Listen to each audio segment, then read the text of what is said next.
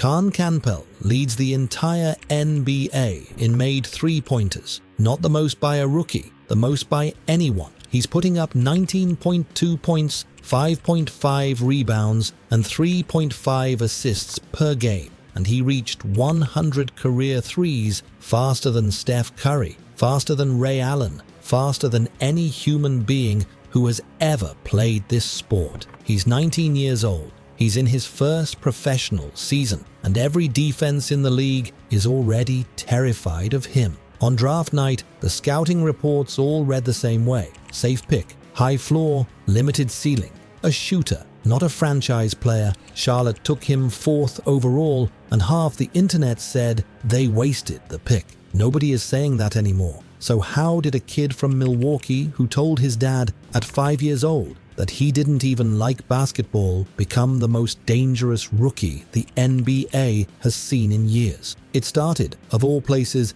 with a video game. Kon Knueppel II was born on August 3rd, 2005 in Milwaukee, Wisconsin. Basketball wasn't just present in the household, it was the family business. His father, Kon Sr., put up 264 points at Wisconsin Lutheran College and ended up in their Hall of Fame. His mother, Chari, is the all-time leading scorer at UW Green Bay with 1,964 career points and had her number retired. His uncle, Jeff Nordgaard, got drafted by the Milwaukee Bucks and spent 13 years playing professionally overseas. Scorers on every branch of the family tree.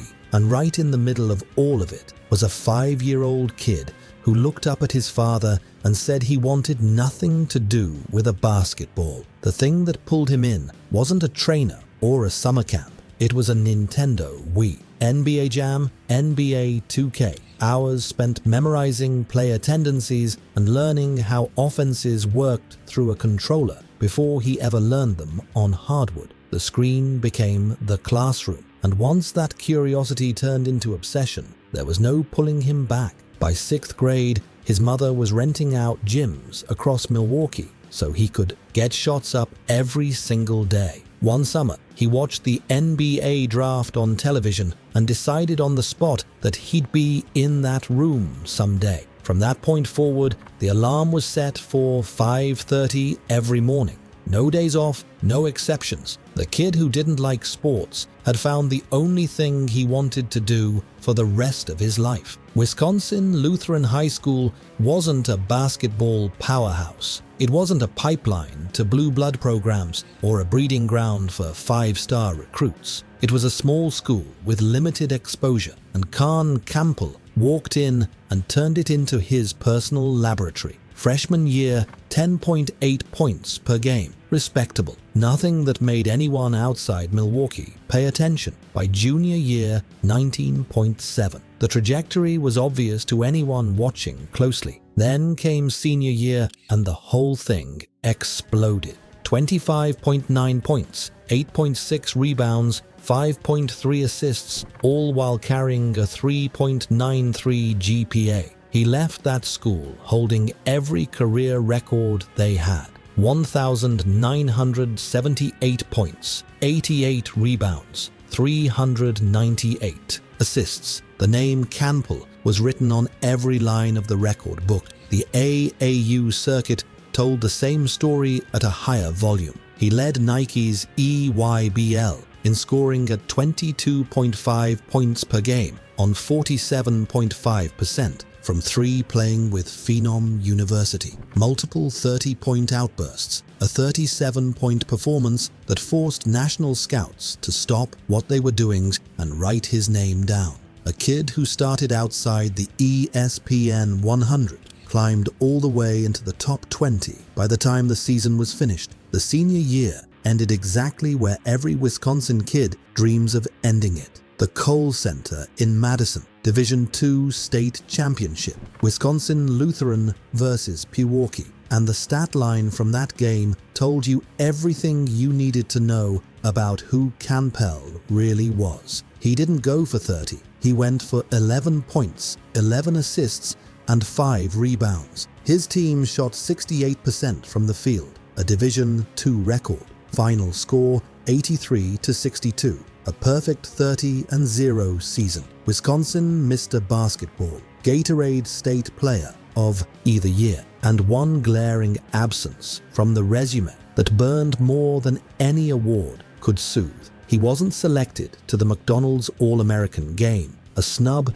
that Knueppel never talked about publicly and never needed to. The chip was already welded to his shoulder. Every major program in the country wanted him. He picked Duke, and in doing so, he walked directly into the biggest shadow in college basketball. Duke's 2024-25 freshman class was supposed to revolve entirely around Cooper Flagg, the consensus #1 recruit in America, the most hyped prospect the sport had seen since LeBron James, the player every camera in the building followed from warm-ups to the final horn. Knueppel showed up, said nothing, and quietly became the engine that made the whole thing run. He started all 39 games and put up 14.4 points, 4.0 rebounds, and 2.7 assists on shooting splits that made efficiency nerds lose their minds. 47.9 from the field,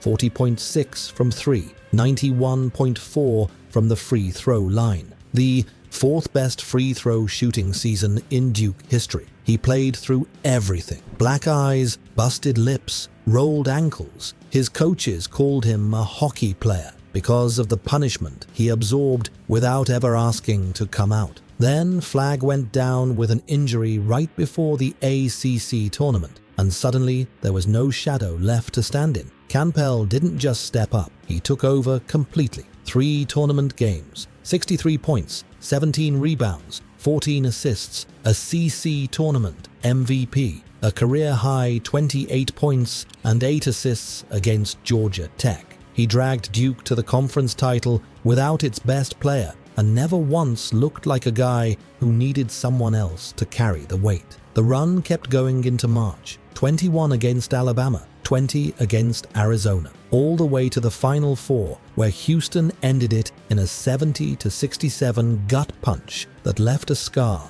Duke's freshman class would carry into the offseason. 1 year of college ball, one statement that changed his draft trajectory entirely. Most projections had him somewhere between 5 and 10. ESPN's Combine model slotted him 8th to Brooklyn. The measurements didn't scream franchise player. 6'5" barefoot, a 6'6" wingspan. Nothing that made front offices rearrange their boards. The word that followed Knueppel through every war room in the league was the same one that had followed him since high school. Safe. A high-floor guy. A shooter who would contribute but never headline. The kind of pick you feel fine about but don't celebrate. On June 25th, 2025, Charlotte called his name at number 4, and the basketball internet went to war with itself. Half the fan base wanted an athletic freak with upside you could project to the moon. The other half trusted what Charlotte's front office had clearly decided.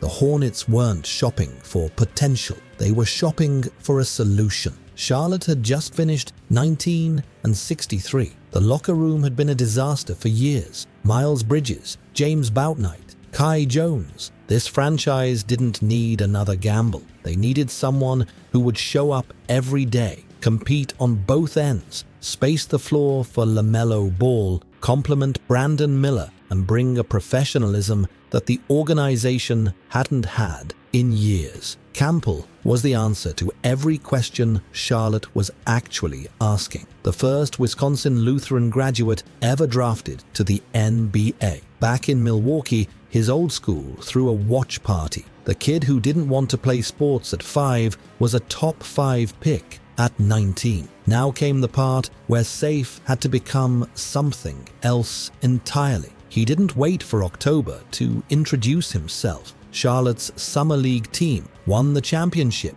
with Knueppel leading the way. 21 points and 5 rebounds in the title game against Sacramento. Summer League MVP before a single regular season minute had been played. First piece of professional hardware in the bag before anyone was keeping score. When the real season started, the fit was instant. Knueppel slid into Charles Lee's system, like he'd been studying it for years. The movement off the ball, the floor spacing, the way he bent defenses just by standing in the corner and forcing a closeout that opened up everything else. He wasn't a spot-up shooter waiting for the ball. He was a connector, reading rotations 2 passes ahead, making decisions that don't end up on highlight reels, but absolutely end up in winning basketball. November 8th against Miami, the rest of the league got the memo. 30 points on 9 of 15 shooting with 8 rebounds and a block.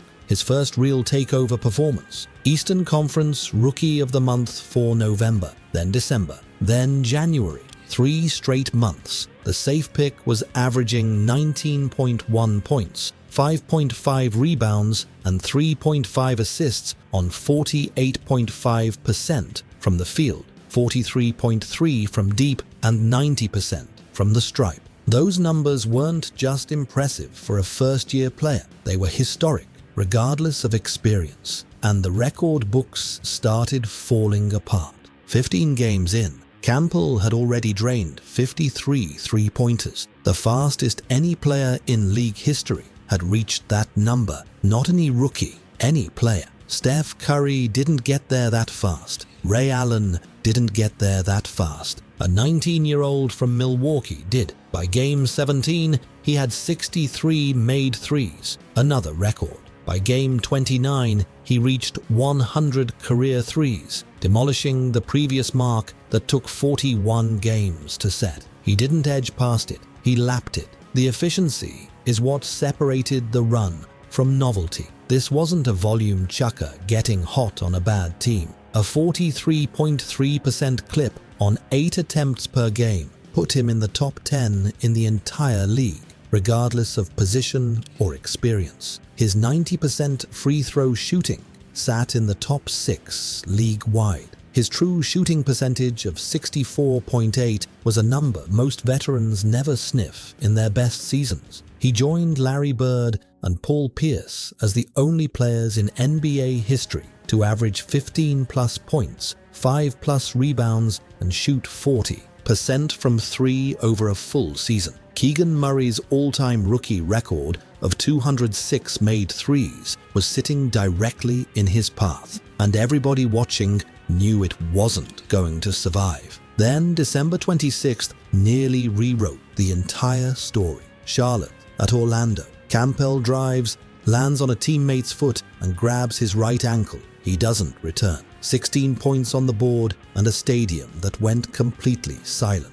For a player whose rookie narrative was built on availability and relentless consistency, 55 starts in 56 games without a hiccup, watching him limp off the court felt like the plot twist nobody was prepared for. The record chase, the Rookie of the Year race, the shooting splits, all of it dangling from one X-ray result. The scan came back clean. No fracture, no structural damage, just a reminder that a season like this can disappear in a single misstep. Knueppel came back, and he didn't come back careful. He came back furious. January 29th, 2026. Charlotte at Dallas. The game the NBA had been circling since draft night. Knueppel versus Cooper Flagg.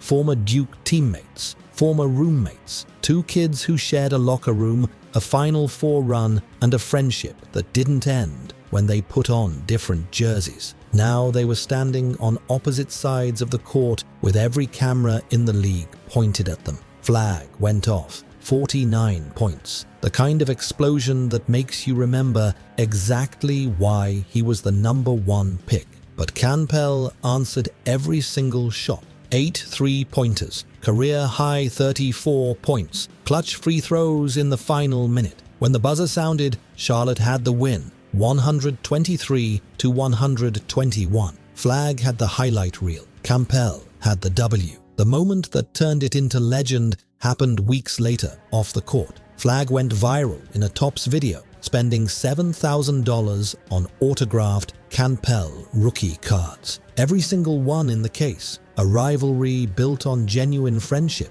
the kind of storyline the league can't manufacture, no matter how hard it tries. February 20th against Cleveland, Knueppel poured in 33 points with 7 threes and passed Donovan Mitchell for second on the all-time rookie three-point list. Then All-Star Weekend arrived and did something rookies almost never get to experience. He wasn't playing in the Rising Stars game. He was standing on the three-point contest stage next to Damian Lillard and Devin Booker, launching shots under the brightest lights in basketball. He made the final round, shot for shot with the best shooters alive at 19 years old in his first season. But the numbers and the records only tell part of what Knueppel did to Charlotte. Before he arrived, the Hornets' offense was fractured. Talented pieces jammed together without spacing, a system that suffocated LaMelo's playmaking, and a culture of losing that had soaked into the walls. By January 2026, Charlotte had climbed to the second-best net rating in the entire NBA. Knueppel's gravity ripped open driving lanes that didn't exist the year before. His movement freed up Brandon Miller. His shooting forced defenses into impossible decisions, and they kept guessing wrong. He wasn't just putting up 19 a night. He was redesigning the geometry of an entire franchise's offense. The safe pick didn't just fit in Charlotte. He fundamentally changed what Charlotte was. As of late February 2026, Kon Knueppel has 193 made three-pointers on the season, the most in the NBA. Not by a rookie, by anyone. A 19-year-old in his first professional season is out shooting every marksman in the league. Keegan Murray's rookie record of 206 is the only number left above him, and with over 20 games remaining, he isn't going to catch it. He's going to destroy it. The shooting splits read like a typo: 48 from the field, 43 from three, 90 from the line. Flirting with the 50/40/90 club as a rookie, something no first-year player has ever accomplished. 3 consecutive Rookie of the Month awards, a three-point contest finalist on All-Star Weekend, and a franchise that looks completely different than it did 12 months ago because of one player. The Rookie of the Year race with Cooper Flagg will come down to April. But regardless of who takes home the trophy, one thing is already decided. The safe pick was the most dangerous choice Charlotte could have made. Kon Knueppel didn't like basketball at 5. He fell in love with it through a screen. He mastered it in rented gyms and freezing Wisconsin mornings, and a Duke locker room where nobody expected him to be the best player on the floor. From a Nintendo Wii in Milwaukee to a three-point contest in San Francisco. From a McDonald's All-American snub to the fastest shooter in NBA rookie history. The kid who hated the game is now rewriting its record books. If you want more stories like this, where the real story starts long before anyone was paying attention, subscribe to this channel.